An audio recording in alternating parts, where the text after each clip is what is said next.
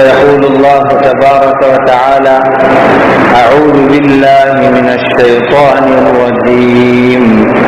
بسم الله الرحمن الرحيم. سبحان الذي أسرى بعبده ليلا من المسجد الحرام إلى المسجد الأقصى الذي باركنا حوله لنريه من آياتنا إنه هو السميع البصير. وقال الله تبارك وتعالى: وما جعلنا الرؤية التي أريناك إلا فتنة للناس. صدق الله العظيم. وقال رسول الله صلى الله عليه وسلم: ما في الدنيا إلا بلاء وفتن. رواه ابن ماجه في سننه. وقال عليه الصلاة والسلام أيضا: إن عظم الجزاء مع عظم البلاء، أو كما قال رسول الله صلى الله عليه وسلم. رواه الترمذي في سننه. கண்ணியமான உலமாக்களே, மேலான பெரியார்களே, கனவான்களே, சகோதரர்களே, ரஜபுடைய மாதம்,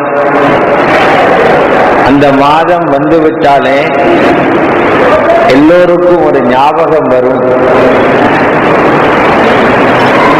அந்த மாதத்தை அடிப்படையாக வைத்து கூறப்படுகின்ற மிஅராஜுடைய நிகழ்வு.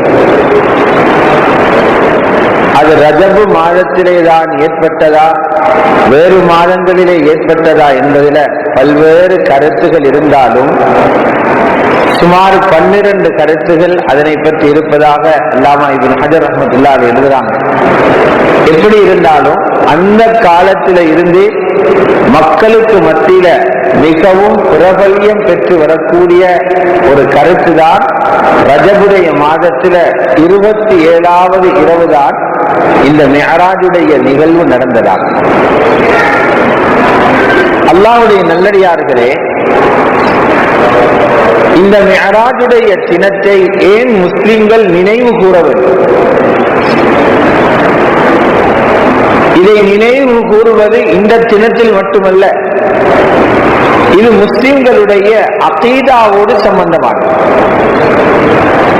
ஒவ்வொரு முஸ்லிமும் இந்த சம்பவத்தை நம்பியே ஆகணும்.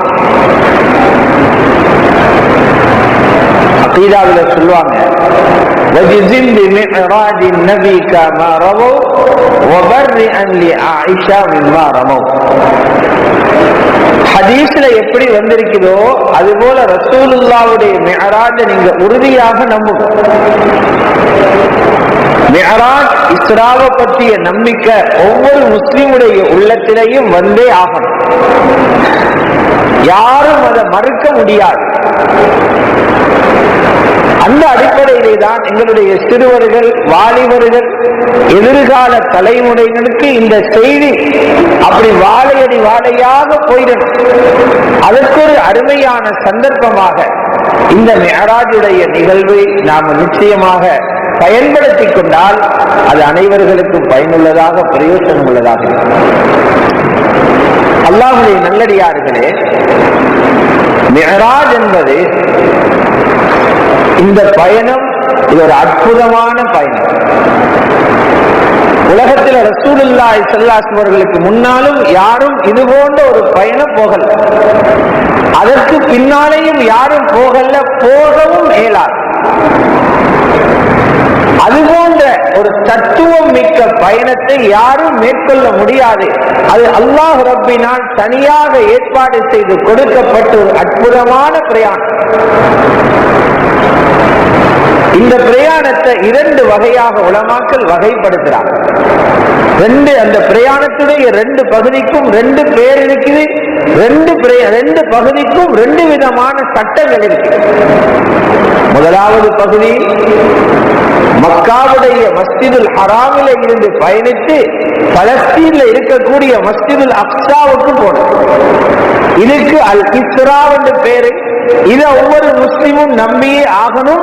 யாராவது நம்ப மறுத்தால் இஸ்லாத்தை விட்டு வெளியில போயிடுவார். ஏன்? அவர் குர்ஆன மறுத்தவராக ஆகிறார்.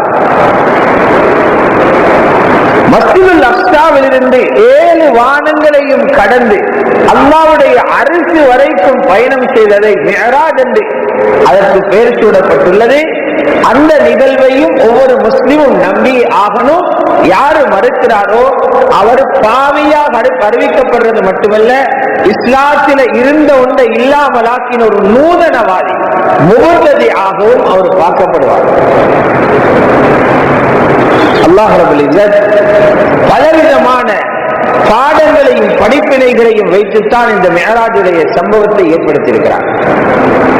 குர்ஆனில பல இடங்களில மிஅராஜுடைய இஸ்ராவுடைய நிகழ்ச்சியை பற்றி குர்ஆன் சொல்லி இருக்கிறது.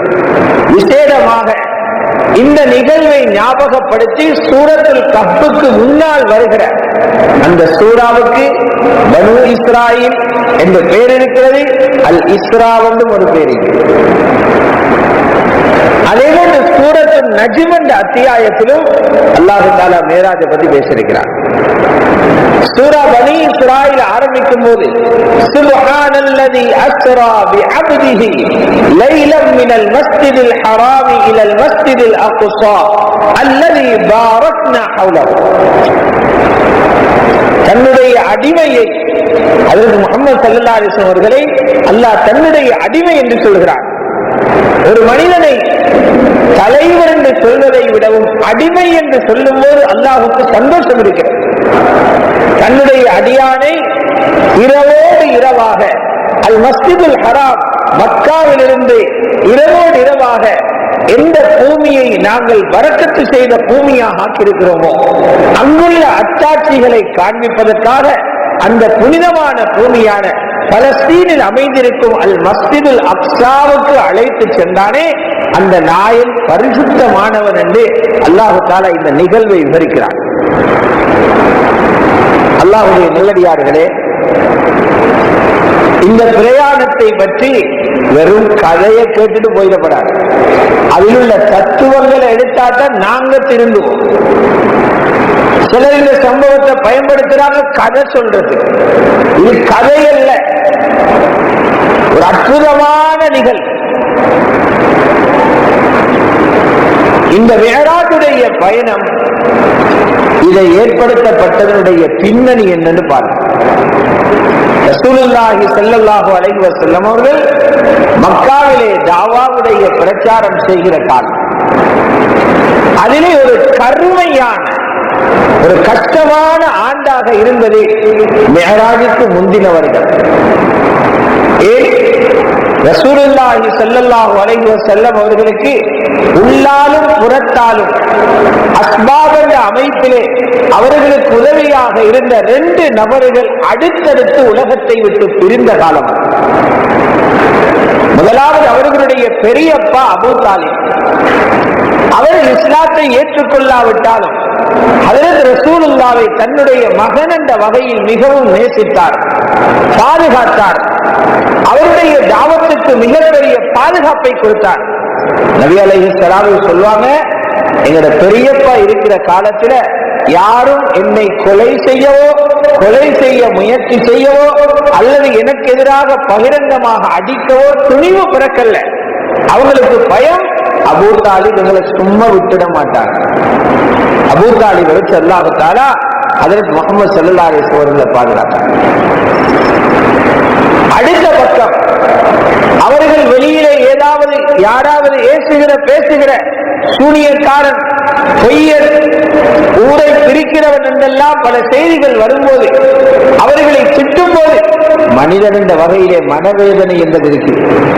ரசூலுல்லாஹி ஸல்லல்லாஹு அலைஹி வஸல்லம் உள்ளே வரும்போது அனுபவம் வாய்ந்த அந்த பெண்மணி, தன்னை விடவும் 15 வயது மூப்பு, தனக்கு 6 குழந்தைகளை பெற்றுக் கொடுத்து பணத்தாலும் அதிக வசதி பெற்றிருந்து அந்த பணம் அனைத்தையும் தன்னுடைய தீனுக்காக செலவழித்து சாப்பிடுறதுக்கு இல்லாத அளவுக்கு முழுமையாக தன்னுடைய மார்க்கத்துக்கு செலவழித்த, தன்னுடைய மனதுக்கு ஆறுதல் சொல்லி ஊக்கம் கொடுத்துக் கொண்டிருந்த பெண்களிலே முதலாக தன்னுடைய தீனை ஏற்றுக்கொண்ட ஹதீஜா ரலியல்லாஹு அன்ஹா அவர்களுடைய இழப்பு அடுத்த பக்கம்.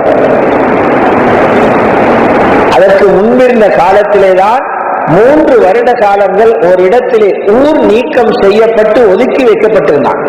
ஷியாவே அபீ தாலிப் என்ற இடத்தில் மக்காவை அவர்களுடைய குடும்பத்தை ஒதுக்கி வச்சிருந்தான். அங்க யாரும் பொருள்களை கொண்டு போகக்கூடாது, விற்கக்கூடாது, உணவு பரிமாறக்கூடாது, திருமண உறவு வைக்கக்கூடாது.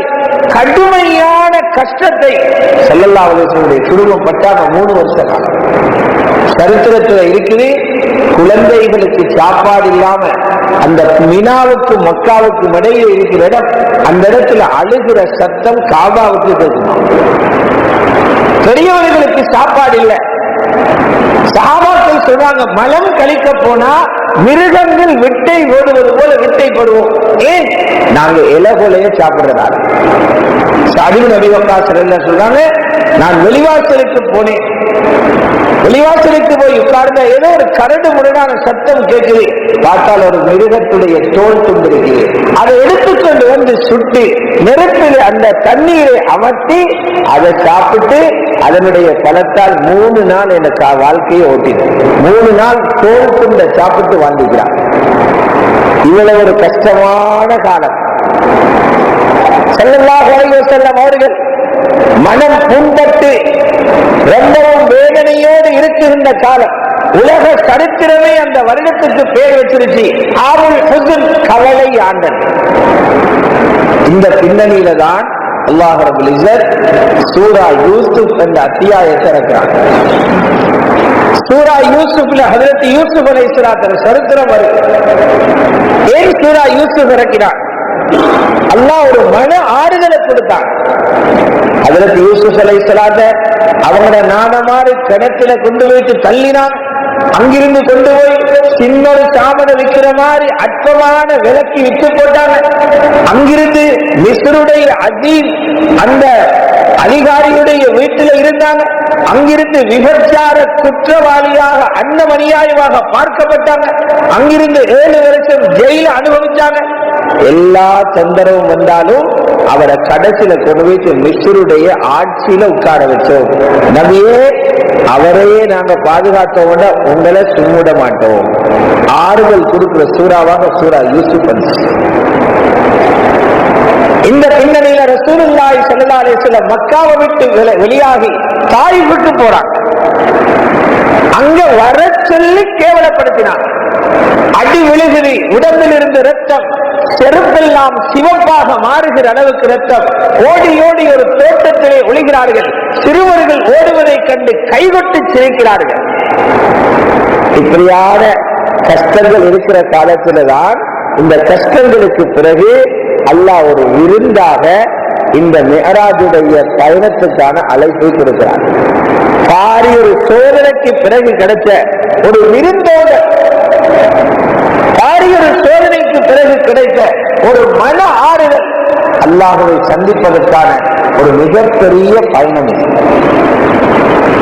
பல ஹதீஸுடைய நூல்கள்ல மிஅராஜை பத்தி வந்திருக்குது. அதனால உலமாக்கள் சொல்றாங்க, அந்த சம்பவங்கள் எடுக்கும் போது கவனமாக எடுங்க. ஏன்? யூதர்கள் அதுக்குள்ள பொய்யான செய்திகளை தந்திரமாக நிகழ்ச்சிக்கிறான். அதனால கவனமாக எடுக்கணும். ஆகவே அனஸ் பின் மாலிக் ரலியல்லாஹு தஆலா அறிவிக்கக்கூடிய ஸஹீஹுல் புகாரியில் இடம்பெறக்கூடிய அந்த செய்தி உங்களுக்கு முன்னால இஸ்ராவை பத்தி சொல்றேன்.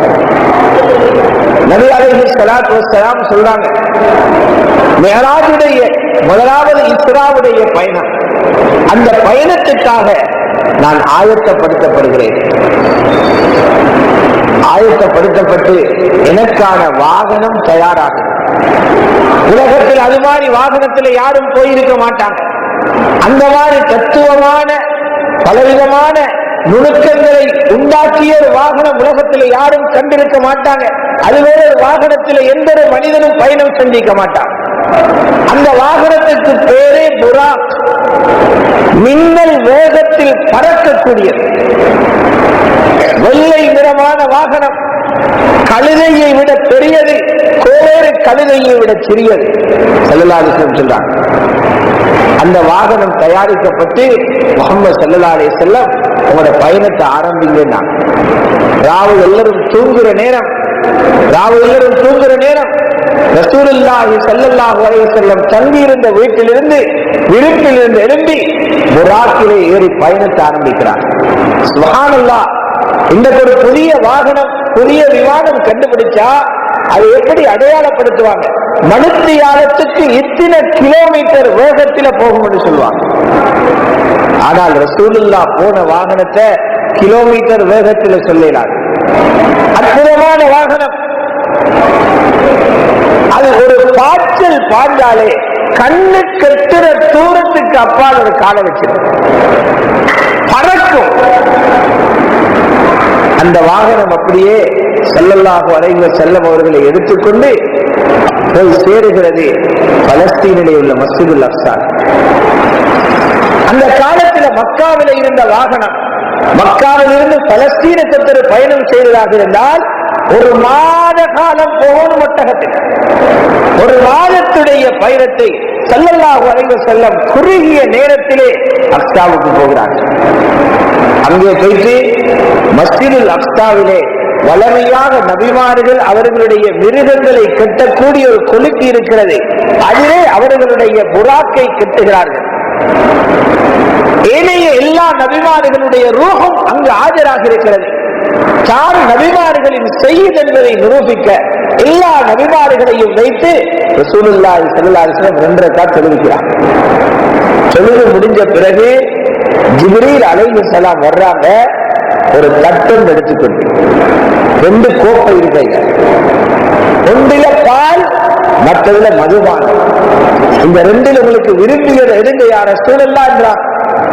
நபி அலைஹிஸ்ஸலாத்து வஸ்ஸலாம் பால் கோப்பை எடுத்தாங்க. ஜிப்ரீல் அலைஹிஸ்ஸலாம் சொன்னாங்க, இக்தர்தல் ஃபித்ரா, ஒரு மனிதனிடத்தில் இயல்பாக வர வேண்டிய உண்மையான வழியை நீங்க தெரிவு செஞ்சுட்டீங்க. இதற்கு மாற்றமாக மதுபான கோப்பை எடுத்தீங்கன்னா உங்களோட முழு சமூகமும் வழிகட்டில போயிட்டு போதையில் ஆளாகிப்பான். நல்லா பாதுகாக்க. அத்தோட இஸ்ராவுடைய பயணம் முடியுது. மஸ்ஜிதுல் அக்ஸாவோட இஸ்ராவுடைய பயணம் முடியுது. அங்கிருந்து தோன்கிறாங்க மிஅராஜுடைய பயணத்தை. 7 வானத்தை நோக்கி புராக் பறக்குது. முதலாவது வானத்துக்கு போயிட்டு கதவை தட்டுறாங்க ஜிப்ரீல் அலைஹிஸ்ஸலாம்.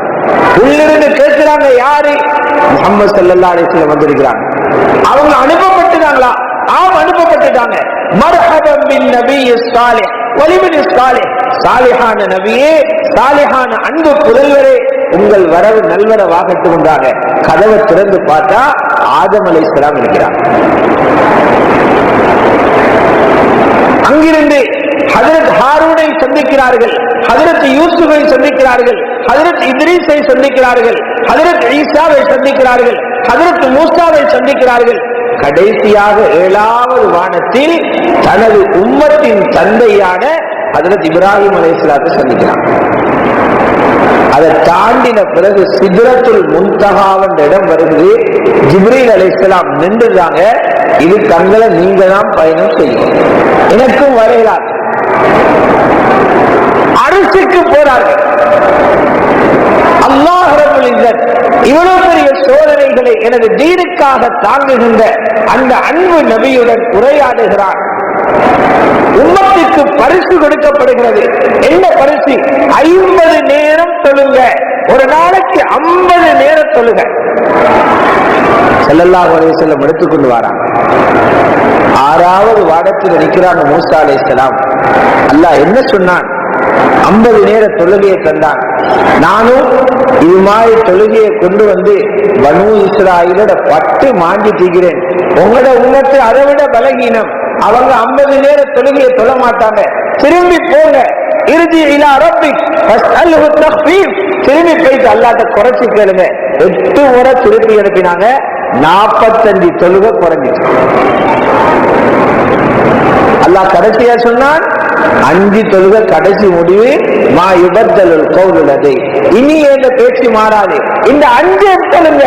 50 கூலி தாரம். ஒன்றுக்கு 10 நன்மை. 50 கூலிய தாரம். 5 நேர தொழுகை தொழுகை. ஸல்லல்லாஹு அலைஹி வஸல்லம் வந்துட்டாங்க.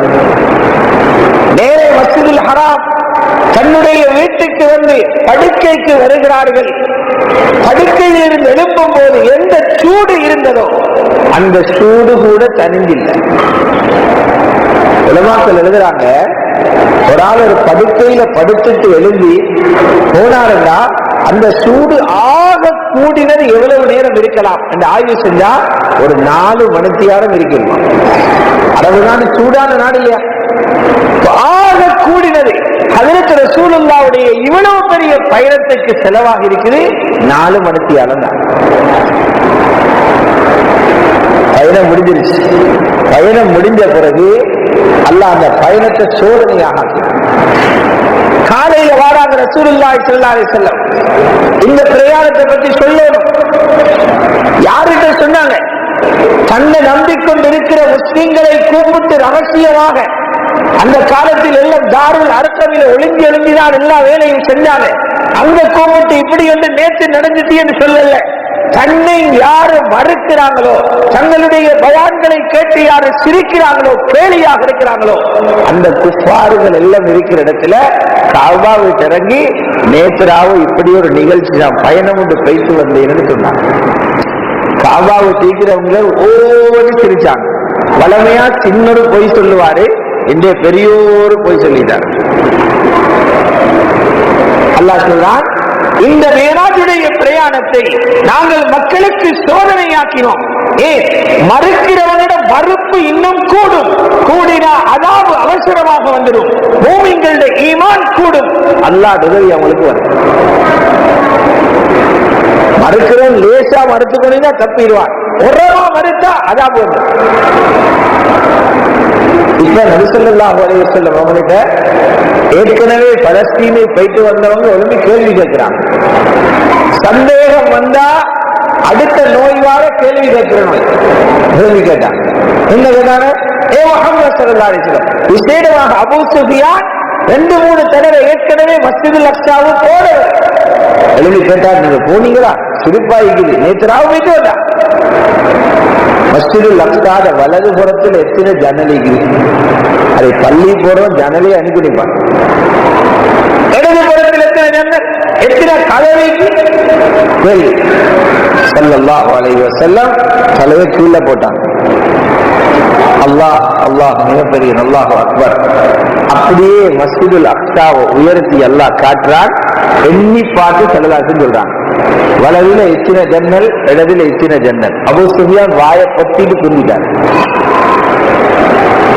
ஆனாலும் அந்த நேரம் அபூ சுஃபியானுக்கு ஈமான் கிடைக்கல. ஈமானுக்குள்ள வாரத்துக்கு இன்னும் 10 வருஷத்துக்கு மேல அவருக்கு போயிட்டது.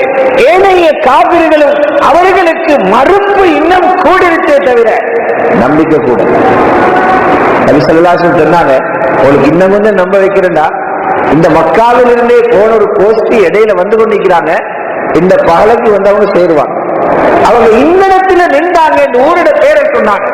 அவங்க வரும்போது இந்த மக்கள் ஓடி போயிட்டு கேட்டாங்க, உண்மையிலே நீங்க நேத்ரா வங்கிருந்தீங்க, ரசூலுல்லாஹ் எங்க நின்று சொன்னாங்களோ அந்த இடத்துல பேரை சொல்றாங்க. அல்லாஹ்வுடைய நல்லடியார்களே, பாரிய ஒரு சோதனையாக, ஈமானுடைய மிகப்பெரிய சோதனையாக மேராஜுடைய நிகழ்வு எல்லாம். அந்த இடத்துல மிகப்பெரிய ஈமான்தாரி செய்தன அபூபக்கர் ரலியல்லாஹு அன்ஹு இல்ல. சிலர் பார்த்தாங்க அபூபக்கர் ரலியல்லாஹு அன்ஹு எல்லாத்திலையும் ரசூலுல்லாஹ்வை தூக்கி பிடிக்கிறார். இவர் சொன்னா அவருக்கு எல்லாம் உண்மை. இப்பதான் அபூபக்கர் மாட்டிக்கொள்ற இடம். அவர்கிட்ட போய் சொன்னாங்க, அபூபக்கர் யாராவது ஒருத்தர் நேத்ராவோ பலஸ்தீனோ போயிட்டு வந்தேன்னு சொன்னா நம்புவாங்க. அது அபூபக்கர் சொன்னாங்க, எப்படி நம்புவது? அங்க போறதுக்கே ஒரு மாசமாகும், யார் நம்புவார் சொன்னாங்க. அப்படியா, நீங்க இவ்வளவு நாள் நம்பிக்கொண்டிருந்த முஹம்மது ஸல்லல்லாஹு அலைஹி வஸல்லம் வந்தா காபாட்ட பயம் பண்றாங்க. அவரா சொன்னாரு. அவரு சொல்ற இதல்லப்பா, இதை விட கண்ணால காணாத வானத்தில் இருந்து செய்தி வருகிறது என்று சொல்லி நம்புறோம்.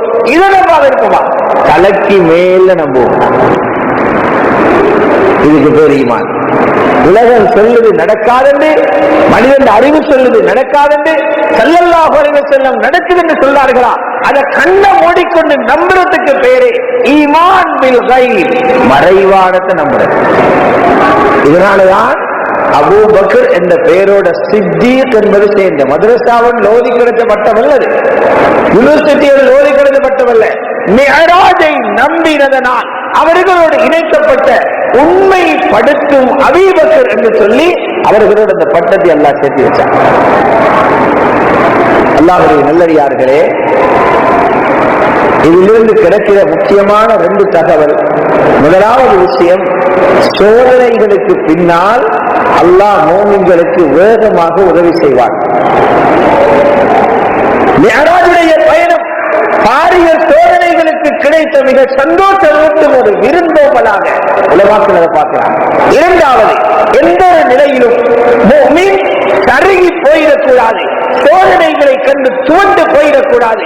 சோதனைகளில் முஃமின் உறுதியாக இருக்க வேண்டும். அல்லாஹ்வுடைய உதவி வரும்.